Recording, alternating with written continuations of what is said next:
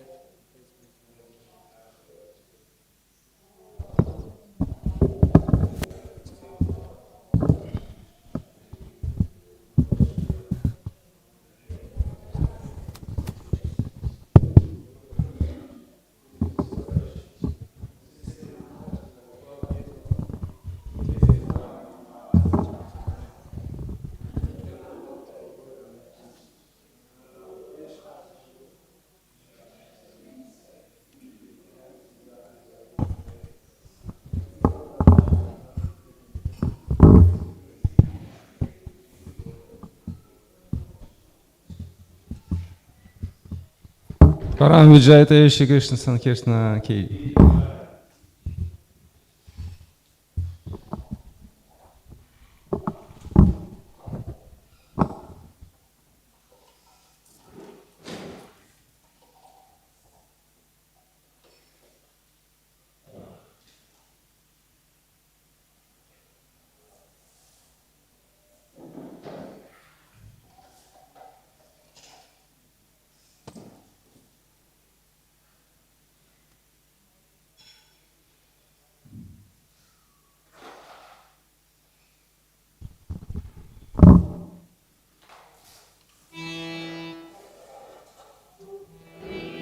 Jai Radha Madhava Jaya Kunja Bihari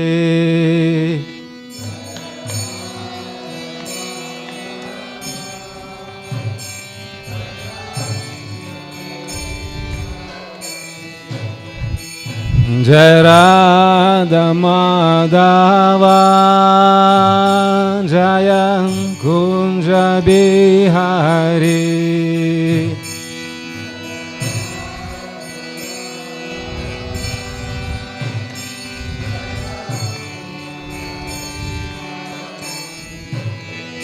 Jaya Gopi Janavalamba Jaya Girivaradhari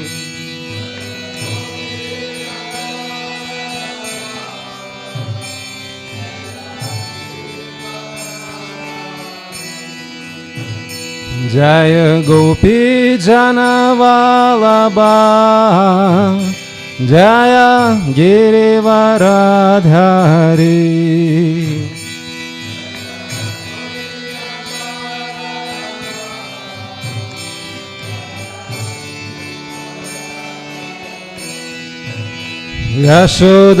Yashodanandanam Brajajanaranjanam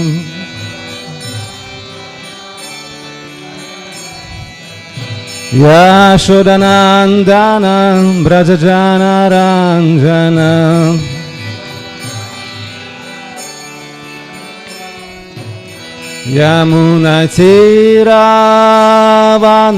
Yamunatiravanachari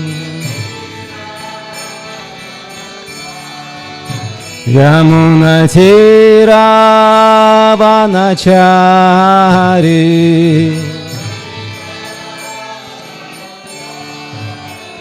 Jaya Radha Madhava Jaya Kunja Bihari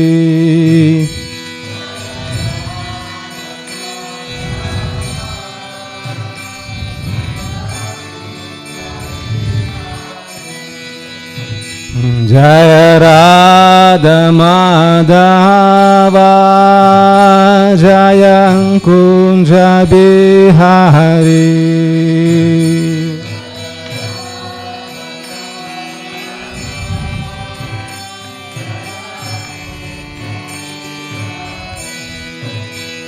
Jaya Gopi Janavalabha Jaya Girivaradhari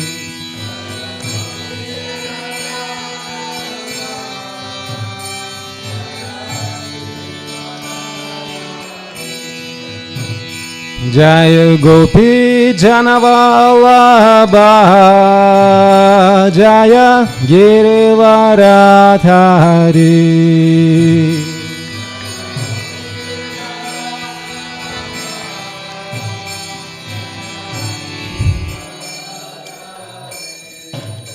Yashodanandana Braja Janaranjana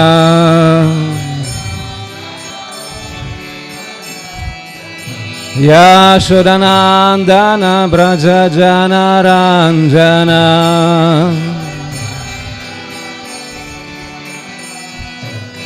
Yamuna Tira Vanachari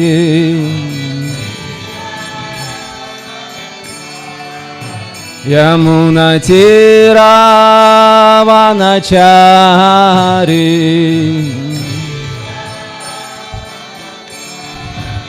Yamuna Tira Vanachari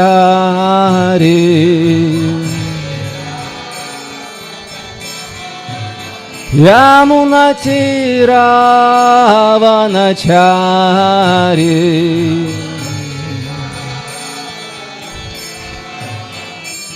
Hare Krishna Krishna Krishna Hare Hare Hare Rama Rama Rama Hare Hare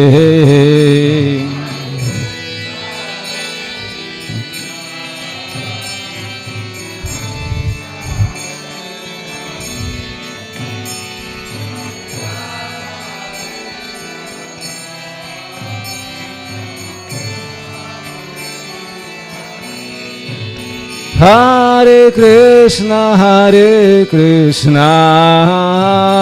Krishna Krishna Hare Hare Hare Rama Rama Rama Hare Hare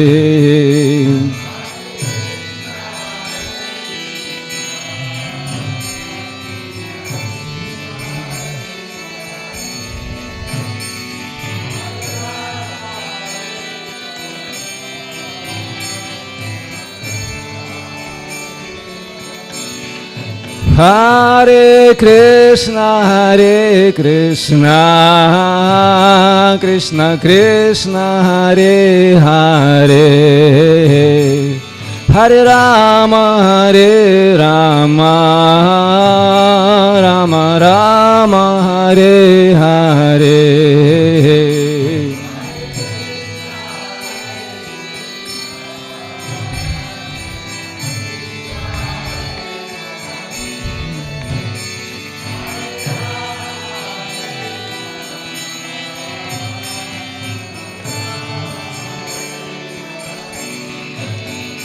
Hare Krishna Krishna Krishna Hare Hare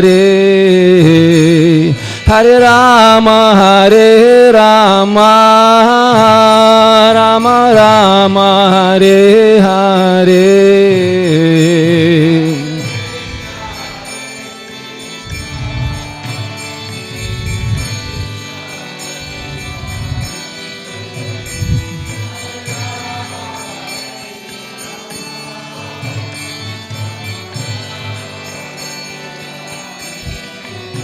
Hare Krishna Krishna Krishna Hare Hare Hare Rama Rama Rama Hare Hare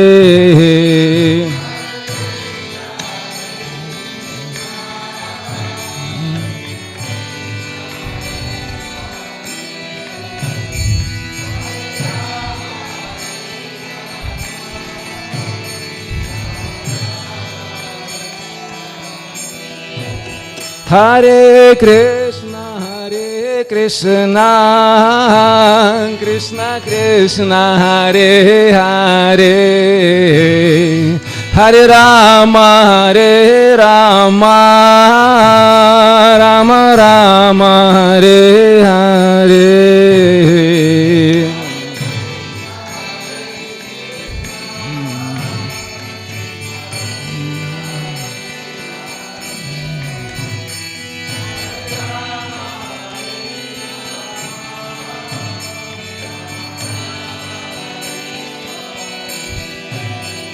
Hare Krishna,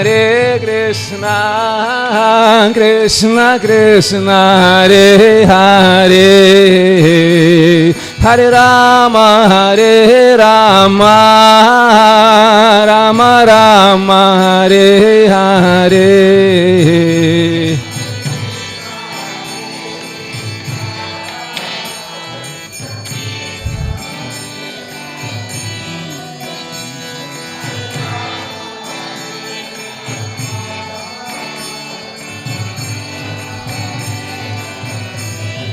Hare Krishna, Krishna Krishna, Hare Hare, Hare Rama, Rama Rama, Hare Hare, Hare Krishna.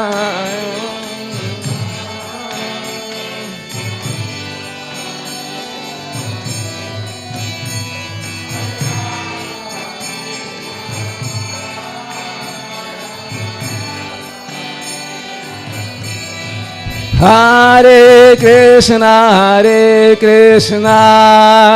Krishna Krishna, Hare Hare, Hare Rama, Rama Rama, Hare Hare.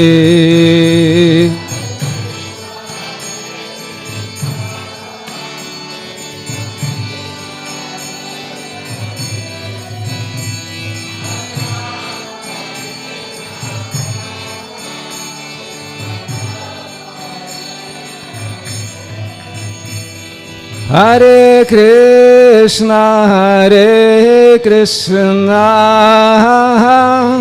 Krishna Krishna, Hare Hare, Hare Rama,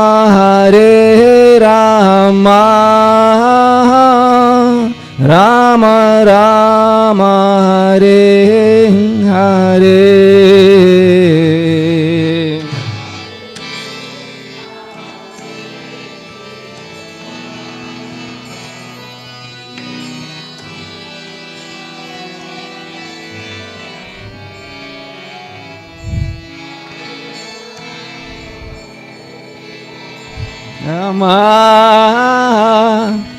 Rama Rama, Hare Hare.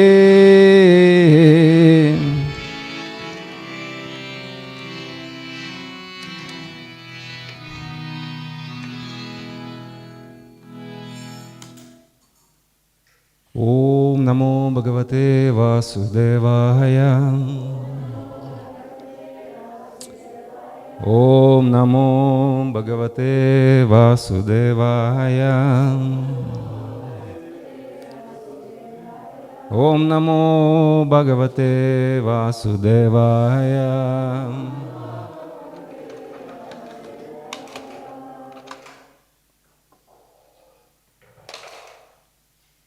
Yeah, that's fine. Yeah. Today's verse is number 5, chapter 28, third canto.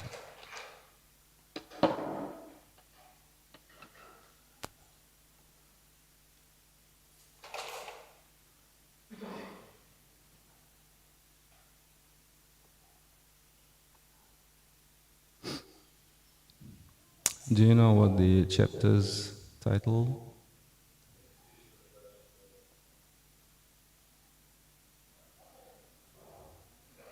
Yeah, not verbatim, but yeah. Kapila's instructions on devotional service. Yeah, pretty much. So text 5.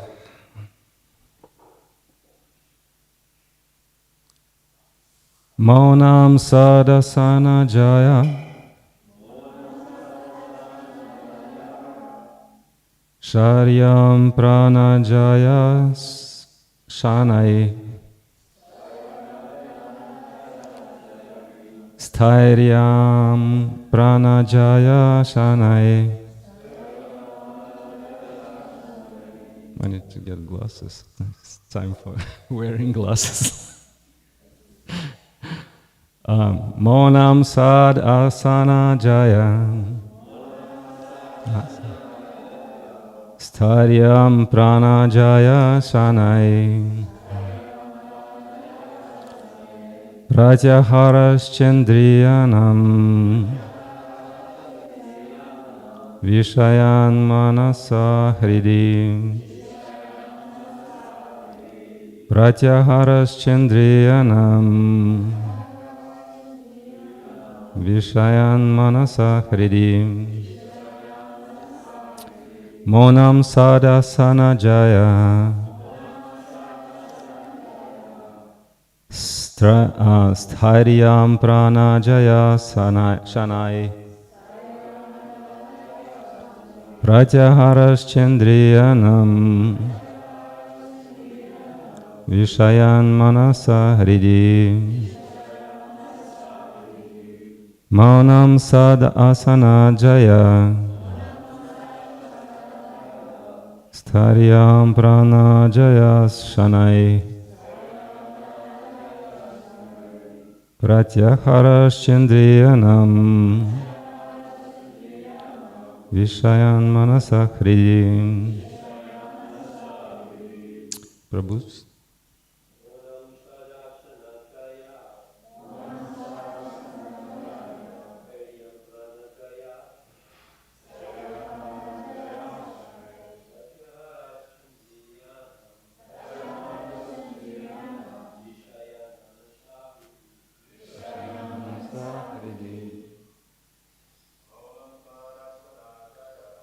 Manam sadasana jaya Ayam prana jana sanai Pratyaharas chandriyanam Vishayan manasa kridi. Mataji. Maunam sadasana jaya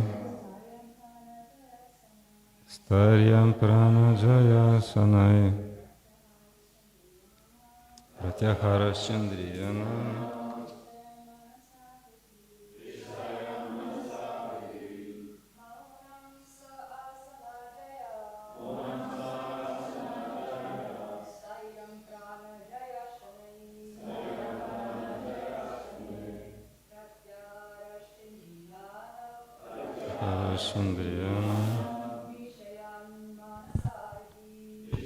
Manasa hridi. Word for word.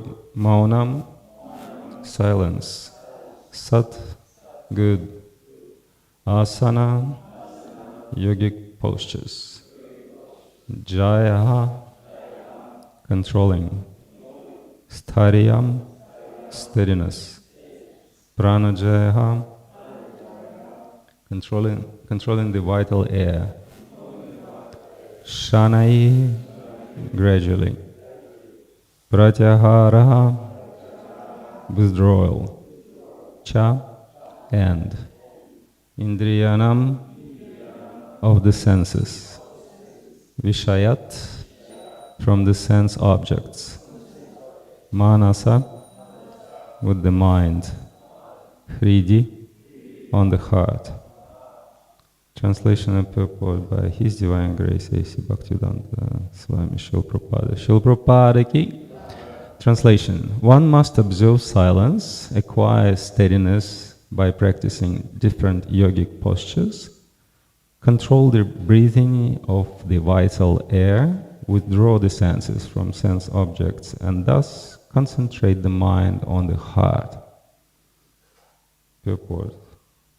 The yogic practices in general, and Hatha Yoga in particular, are not ends in themselves. They are means to the end of attaining steadiness. First, one must be able to sit properly, and then the mind and attention will become steady enough for practicing yoga. Gradually, one must control the circulation of vital air, and with such control, he will be able to withdraw the senses from sense objects. In the previous verse, it is stated that one must observe celibacy. The most important aspect of sense control is controlling sex life. That is called brahmacharya. By practicing the different sitting postures and controlling the vital air, one can control and restrain the senses from unrestricted sense enjoyment. The verse again, one must observe silence. I just repeat after me, it's better, settles in. Okay, one must observe silence, acquire steadiness by practicing different yogic postures, control the breathing of the vital air, withdraw the senses from sense objects, and thus concentrate the mind on the heart. Om Agyanatimirandasya Gyananjana Shalakaya Chakshurun Militamina Tasma Shri Gurava Shri Chaitanya Manobhishtam Stapitam Yena Bhutali Swayam Rupa Kadamayam Dadadi Svapadantikam Vanchakalapatarupisya Kripasinu Pyayacham Patitanam Pavan Piyashnava Pyanamana Jai Shri Krishna Chaitanya Prabhu Nityananda Shri Advaita Gadadhar Shivasani Gaur Bhaktarinda Hare Krishna Krishna Krishna Hare Hare Hare Rama, Rama Rama, Hare Hare.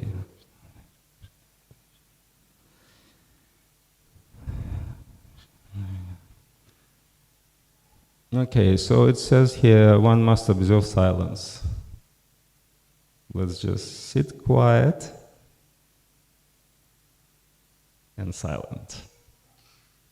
Okay? When Prabhupada came to New York, he first stayed in Dr. Mishra's yoga studio. Dr. Mishra provided a room for Srila Prabhupada. And Dr. Mishra basically was teaching Hatha Yoga. And with the impersonal tinge. So he was impersonalist, but he was a good man. He helped Prabhupada a lot. By the way, Prabhupada also helped him when he came. Dr. Mishra was very sick, and and he even thought that he will pass away. And Srila Prabhupada cooked a very nice prasadam for him, and that brought him to life. Dr. Mishra admitted that later on. He said, Swamiji, you saved my life. Dr. Mishra was a little bit jealous towards Prabhupada because he was not a Vaishnava, and Prabhupada was trying to preach, Krishna consciousness, and some of Dr. Mishra's students became attracted, and Dr. Mishra tried not to let Prabhupada give classes. He would sometimes ask to lead a kirtan, and the students very much liked it. So this verse is, but yeah, again, some of the students became really attracted to Swamiji as a personality and to the philosophy. I was attending Nrsimha Kavacha Prabhu's class yesterday, and I was wondering how can he encapsulate so many important points into like 20-25 minutes class. And that was basically the outline of first two steps of eightfold Ashtanga yoga, eightfold system, yoga system. There was yama and niyama. So what is yama? Things not to do.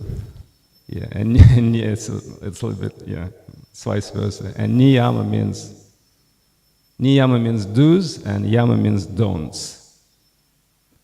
So that's the preliminary stage of practicing classical Ashtanga yoga, which Kapila Deva teaches here, his mother Devahuti. So that was back in Satya Yuga. That was the main method of self-realization, practicing Ashtanga yoga. People had long lives, up to 100,000 years. They were strong in stature. There was no much diseases, no COVID, no, just cold, something. All the fruits and vegetables were organic, naturally organic, no chemicals. It was easy to sit in proper posture. There was not much insects back then. It was Satya Yuga.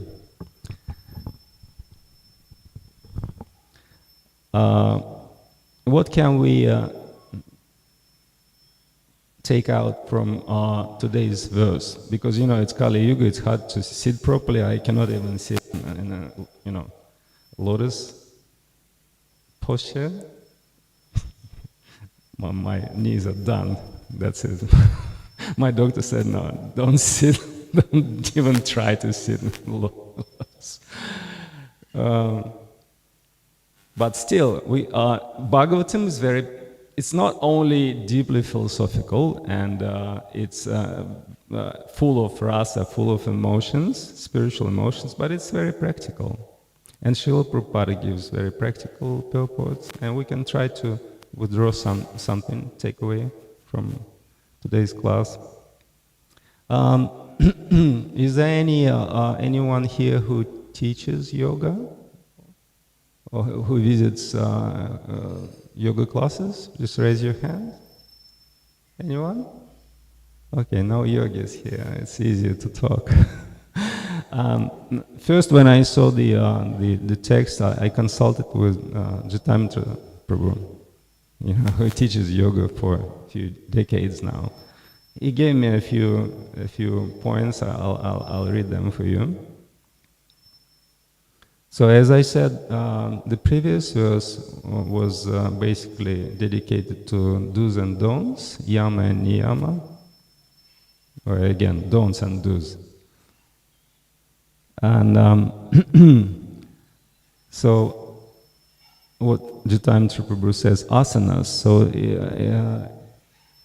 it says here, sad asana. Asana, yogic posture, sat, good. So good yogic posture. By practicing the yoga postures, one can regain some flexibility, as well as strength and stamina, so that one can sit in a comfortable seat for an extended period of time. This is the third limb of the Ashtanga yoga system. So Ashtanga again is 8 limbs, this is the third one.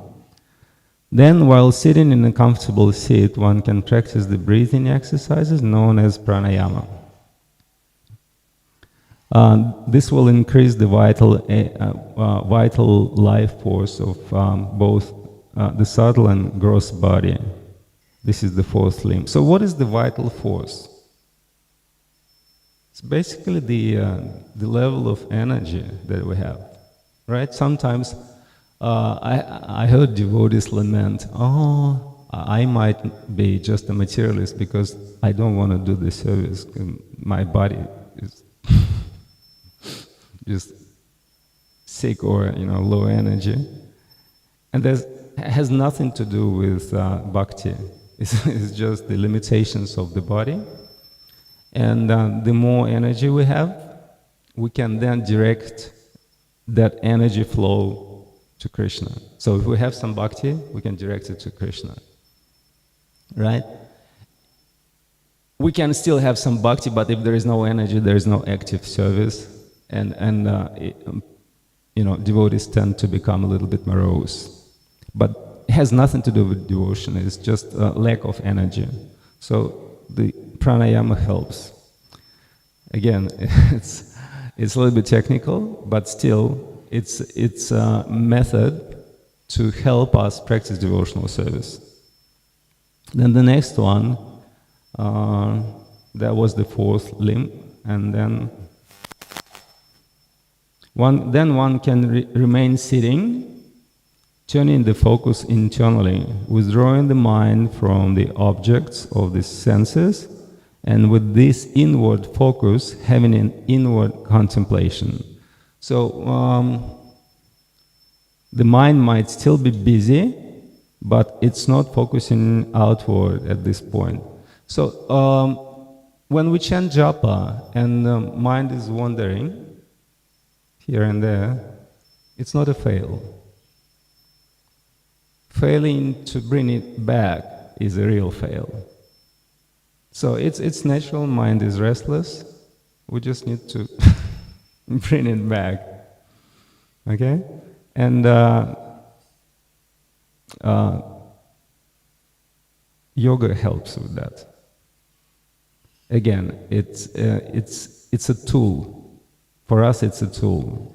For Satya Yuga people, it's a method for self-realization. For us, it's a tool to help us practice Bhakti Yoga. The mind might still be busy, but it's not focusing outward at this point. This is known as pratyahara, commonly thought of as withdrawing the senses inward, as a turtle withdraws its limbs inside its shell, and it's the fifth limb. So pratyahara, yama niyama asana pranayama pratyahara. So 5.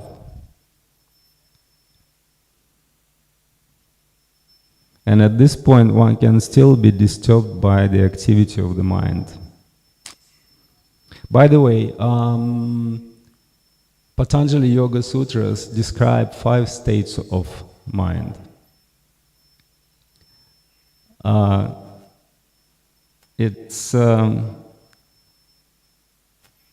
think the first one is called mudha. It's very dull. It's very lazy mind. Basically, when one is heavily intoxicated or sick, you probably know what it is. Yeah, it's called mudha. It's state of mind. The second one is, I think, is called kshipta. Kshipta is very, very restless mind. You know, you take remote control, you watch TV, you take remote control, you cannot stay like for 30 seconds, you switch the channels, like eat chips or popcorn, do some phone calls, again, remote control. You know, it's called kshipta, it's state of mind, it's mode of passion mixed with mode of ignorance. The third type is vikshipta. Vikshipta is what is described as occasionally steady, still distracted but capable. This mind can sometimes focus on something, sometimes focusing, and in this state, sattva guna begins to increase. So this is the third state of mind. You know, like when chanting japa, you sometimes feel absorbed, feel some taste, and sometimes just get carried away, mind is elsewhere. So this is called vikshipta. It's all described in Yoga Sutra, in Yoga Sutras by Patanjali Muni. And the fourth one is called ekagra. Ekagra is one-pointed mind. It's very stable and concentrated on one object. It's basically dominated by the sattva guna. And this state is needed for a deep meditation or dhyana. And the fifth state of mind is called nirodha. It's basically you know, we have some samskaras in our mind. some previous impressions, like, and deep samskars, when some action is being repeated again and again, it becomes what is called vritti. Vritti is basically what the mental energy flows towards. It's some kind of, it's basically a riverbed for our vital energy. It's called vritti. And well, niruddha or nirodha, the state of mind when all the vrittis are erased. It's a high kind of level of consciousness. I'll continue reading what Jaitamitra Prabhu. So dharana, single-pointed focus or concentration. So all these, terms from the Yoga Sutra, from the Yoga scriptures, they kind of overlap sometimes in meaning. So you see nirodha and dharana. Dharana, single-pointed focus or concentration. The impersonalist might concentrate only on the breath. And the bhakta tries to only focus on the Lord or his associates or his devotional service. This is the sixth limb. And the next one is dhyana. It's full absorption on the Lord, meditation. The eighth is samadhi, the final limb. For bhaktas, this is basically bhava or prema bhakti level.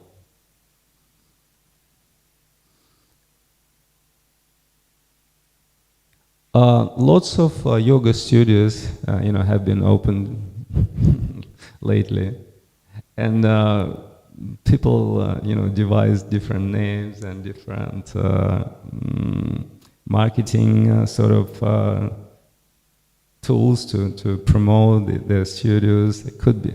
Do you know what is called when you practice yoga in a sauna in a very hot room? Hot yoga, right? So hot yoga. What else do you know? Any other types of yoga? Puppy. Yeah. My son recently took a class of goat yoga. So what does it mean? Do you know? Basically, it's hatha yoga class, but the little goats, babies, just running around, jumping on you. You do some postures that jump on you. Then you can grab one and take a photo. This kind of yoga, right? So as Jaitamitra Prabhu was giving class recently, he said that when basically the goal of practicing yoga is achieve some yogic perfections, 8 mystic powers. But most of the people, they don't even know that there is some mystic powers. They just go to improve the health or get prepared for the bikini season or something like that. That's something. Baby step is better than nothing. How can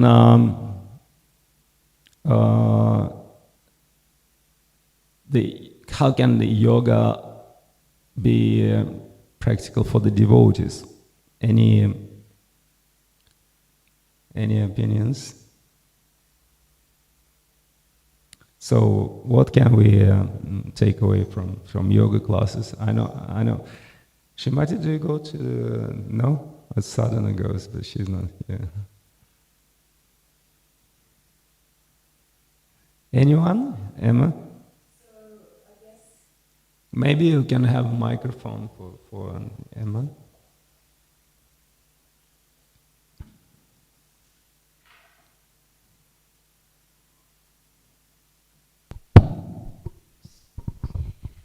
So I guess 2 points. One is that it really helps with flexibility, helps with the hips and knees. So then when we chant japa, it can be helpful. I talk from experience. It's very hard for me to sit on the floor because I don't do any exercise. But when I used to do physical yoga, it was easier to chant.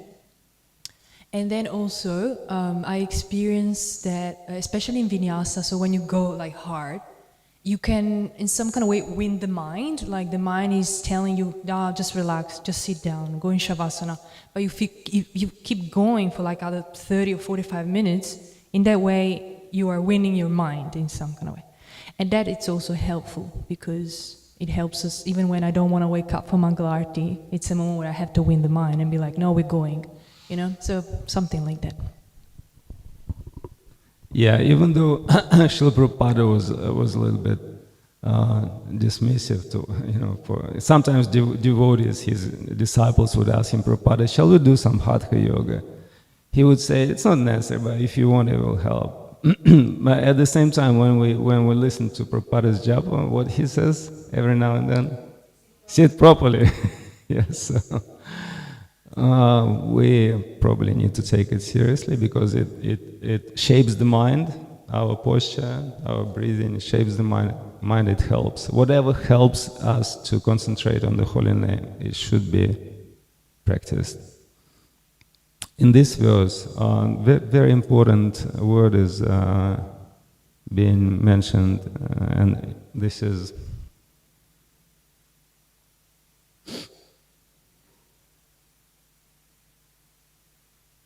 Shanaihi. Shanai means gradually. Why is it important? Sometimes we get burned out. Either we have some kind of disappointment by our own endeavors that they don't really bring some tangible result. But here Kapila Muni says gradually. So what does that mean?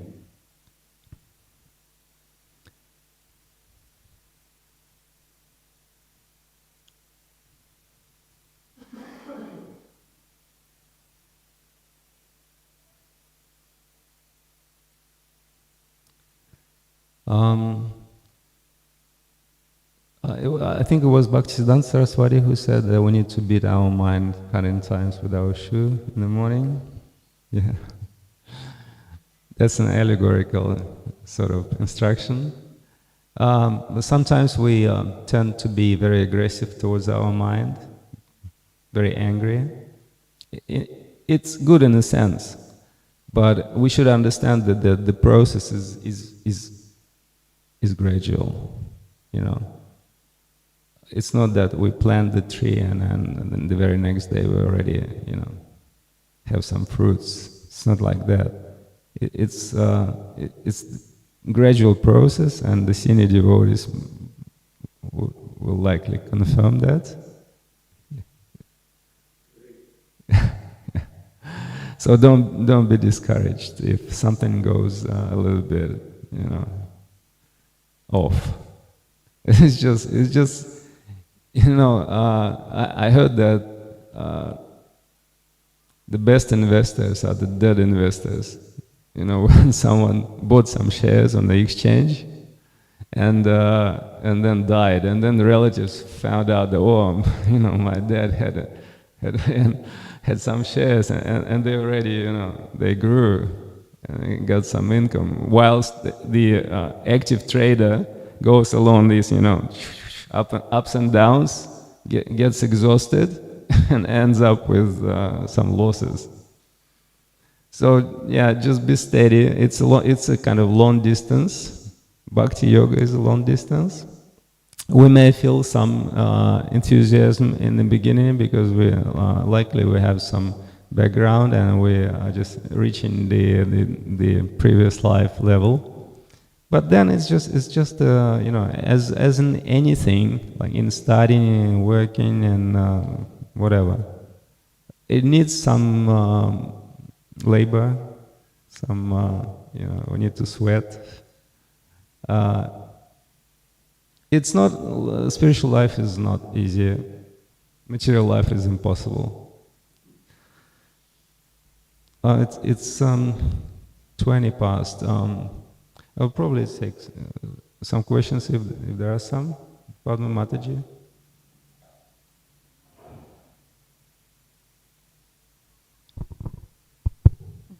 Hare Krishna. Thank you for a very nice class, Prabhu. Very interesting. Just want to, I'll try and make two very quick sort of comments / questions. Sure. Yeah. You know, that recording when Prabhupada is chanting with the devotees and then he stops and says, sit properly. You know, I have heard a number of different interpretations of that. And at the end of the day, we don't know, like maybe some devotee was sitting and pointing their front feet to the deities. We don't really know what Prabhupada meant, but just with regards to when we are doing our 16 rounds, there is actually a paragraph of writing, you know, about that long. It's from one of Prabhupada's lectures, and he's saying this, you know, like in the Shri Shastakam prayers, you know, there are no hard and fast rules for chanting the holy names, and he is specifically referring to the 16 rounds, and he is saying you can do your 16 rounds anytime throughout the day. You can do them when you're walking to the bus, you can do them sitting down, you can even do them lying down. And then he says you don't even have to have a bath. Right, that's for the 16 rounds. So he's not sort of saying, you know, something that indicates you need to sit like in a yogic posture. Definitely not. Yeah, so that quote is there. But what I was going to mention was, at the start of your class, you were speaking about is it the pranayama yoga? Yeah, like the, and the life force. So, you know, and like you were saying how sometimes, you know, we might be a bit lacking in energy, you know, and, you know, perhaps some of these yoga things like pranayama yoga can help us to give us energy. And so I was thinking how that's connected to bhakti yoga.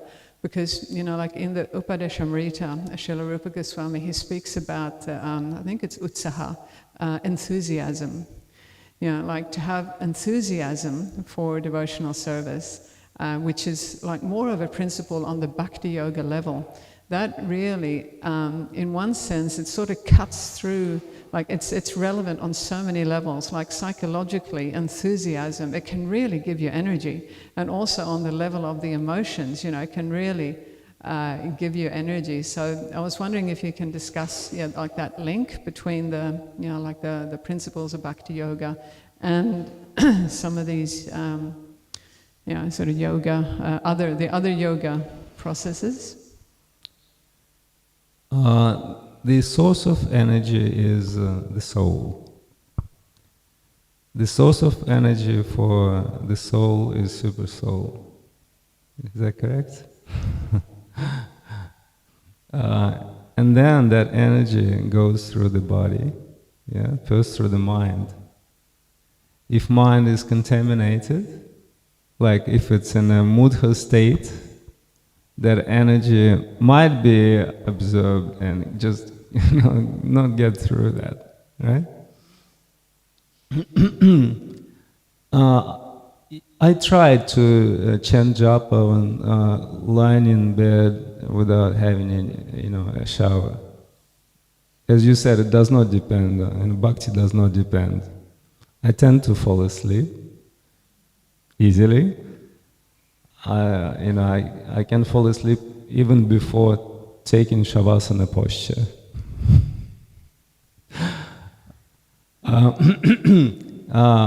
You know, the four regulative principles are not the regulative principles of the bhakti yoga. It's regulative principles of the mode of goodness. So we need to situate ourselves in the mode of goodness.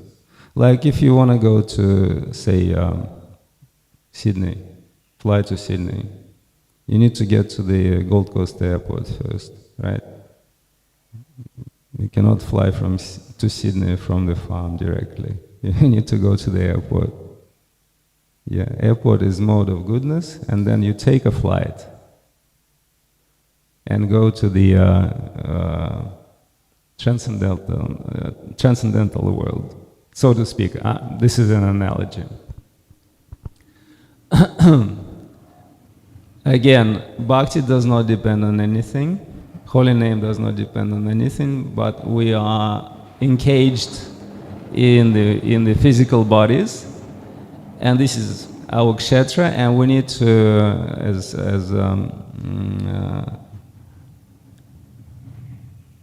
Shiva Padashamar says, Sri Ispanishad says, we need to know both the laws of material nature and the laws of and the spiritual world. So we need to take into account our bodies.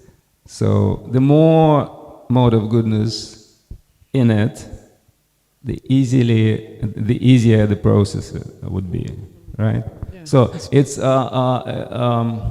we need to.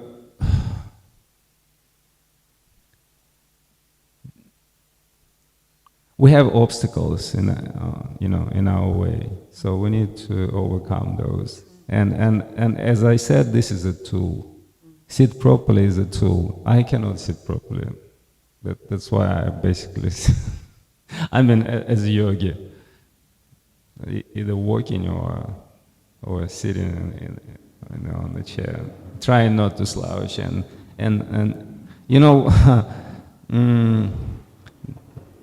The biggest distraction on 2026 is the mobile phone, so yeah, I try not to pull it out.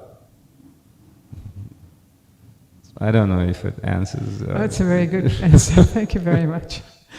Yeah. Did you want? Thanks for the class, Prabhu. So you're speaking about doing the Hatha Yoga to get a taste for the holy name. Why wouldn't you just chant more rounds? Like, the mind can sometimes be like, okay, I've got 1 hour and 50 minutes here, so it can kind of just float away, and you're setting a certain amount of time to do your rounds, so you might get distracted. But for me, it seems counterintuitive to then spend an hour out of your day that you could be doing extra rounds to then, get a deeper taste for the holy name than doing like stretching so you can sit like this, which then might not even actually help you concentrate on the holy name. Because, if sometimes when I'm chanting, like, it doesn't mean my best rounds have been when I've been sat there, just like eyes closed like that. Sometimes it's when I'm walking around. It doesn't really matter. So yeah, I just wanted to know what you think about that. Yeah. I think Prabhupada would say that in 3 to 5 years we need to get to the from the neophyte stage to the Madhyama Adhikari stage. What happens when that time frame a little bit expands? We get a little bit bored. So if we don't have taste in chanting, in doing, performing devotional service, it becomes a little bit hard to practice. It becomes just a hard work only. It's good if someone persists. It's like, when you want to make halwa for the Lord, you put some water on the stove and put some gas. But if the flame is just low, very little, the water will not boil, right? It will evaporate. It's not going to boil. So it's very important to get to the stage when we can feel some emotions in chanting the holy name. Otherwise it becomes just a routine, very boring. Prabhupada would say 3 to 5 years. For some people it can be less, for some people it can be more. Some people are still, coming after 20, 30 years, they come to the Sunday feast. There's nothing wrong with that, but it's not intensive practice. It's just low flame and no halava. So if you have that taste, just go ahead. No Hatha Yoga. God bless you. If you have that taste to chant, throughout the day, Forget about postures. Huh? The yogic postures, yeah. Prabhu, but then isn't then the, you know, if you can see it as maybe a tapasya in the beginning, like you might not have a taste, but you're just trying extra rounds with the intention for getting the taste, surely Krishna will fulfill your desires, you know. Like, so you have the same intention as why you're doing the Hatha Yoga, and it might be difficult, like the Hatha Yoga might be difficult, but you're going to get more results from the actual chanting, right? Going in with the same intention. Yeah, true, but you have to have a desire, so that, you know, like once Prabhupada would answer the question of one of his disciples. Prabhupada was already sitting in the car, and the door was going to be closed in the car. And I don't remember who was that, some devotee, he was very shy, and he wanted to ask questions, and he just realized that this is the last chance. He just rushed to the door. Srila Prabhupada, how can I become Krishna conscious? And it was like, you know, it's a question for the whole seminars for 1 month or something. And Prabhupada just answered with one word: desire. That's it. So if you have desire, but how to get desire? Associating with the devotees who have desire. Laulyam is greed for Krishna consciousness. It's hard to get it without association, being contagious, who are contagious. Srimad Bhagavatam ki jai, Srila Prabhupada ki jai, Hare Krishna.